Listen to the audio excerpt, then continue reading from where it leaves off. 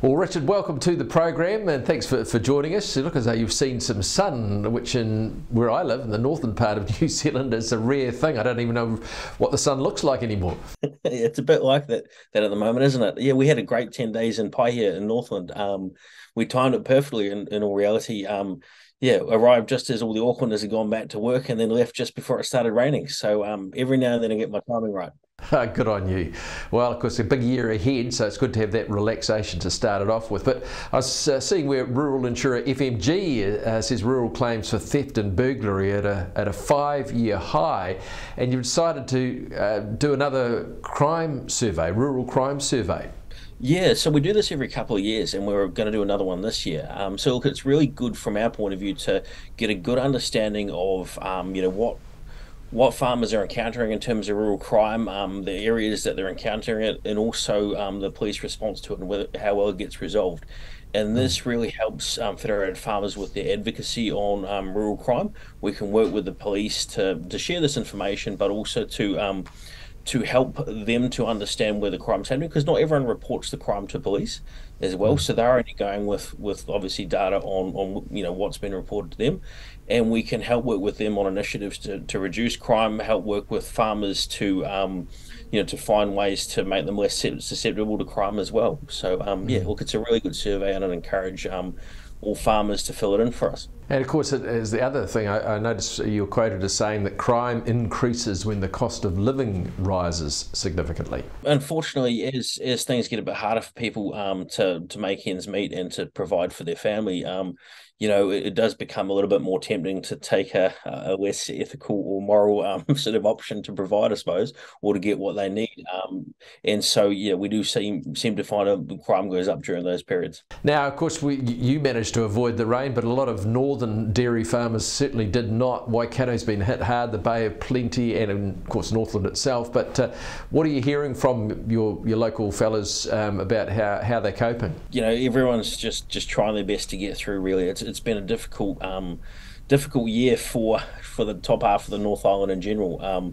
Very, very wet for a very long time, and I know farmers that are pulling their hair out just trying to get crops to establish. Some people have replanted their maize 3 times, and now it's flooded again. So look, it's been really difficult to feel like a good farmer, I think, in many ways, in terms of feeding your cows well and having your farm look good. But look, we have these situations, and it's just about working together to get through it. Having good support systems and asking for help when you need to. I mean, it feels like everyone gets a turn. I mean, we know how Nelson got it last year.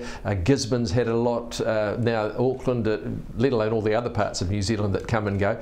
The best part to be, it seems these days, is Southland and Otago, where they're having beautiful, beautiful weather. Yeah, although Southland would love if the top of the North Island shared a bit of the rain with them at the moment. They're getting quite unseasonably dry. So, that's the challenge of farming. And if it was, the same every year, it would get boring. So, look, a lot of this is rising to the challenges as they occur. And like I said, having good support systems around you so that you can get through it well. Fonterra came out just a week or so back and the vexed question of bobby calves, and saying that they've got to be accounted for, each and every one, from this point on. Technically, they actually announced this about a year ago, and it would appear the media's only just picked up on it. So farmers have known about it for a little bit. So yeah, it was quite interesting getting a whole lot of media inquiries on the same day from an announcement a year ago. But that's all right. Yeah, so this won't affect... Mea culpa.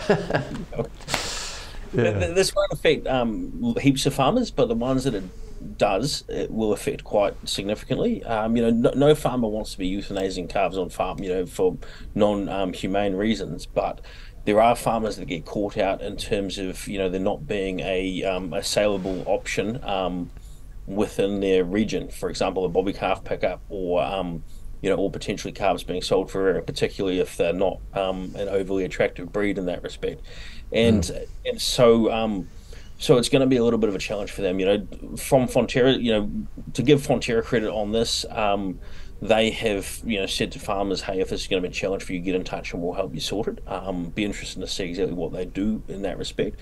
But at the same time, this is probably a good sort of kick up the pants for the industry in general to have a really good look at how we solve some of these issues. Whether we create or can work with meat processors to extend bobby calf pickups to cater for some of these farmers, or work with farmers to find sort of alternatives so that the calves are more saleable, etc. So it'll be interesting to see what we get to. It's going to be a challenge, as most things are. And as to your own territory, are things okay on farm for you now that you're back in business? We had a couple of inches of rain over the weekend, which was actually just what we needed. So yeah, yeah, we're going pretty well in the summer. The cows are producing well. Our crops are looking good. So it's certainly not always the case every year for us. We've had a few challenging seasons, but this one seems to be going all right for the back end of it at least.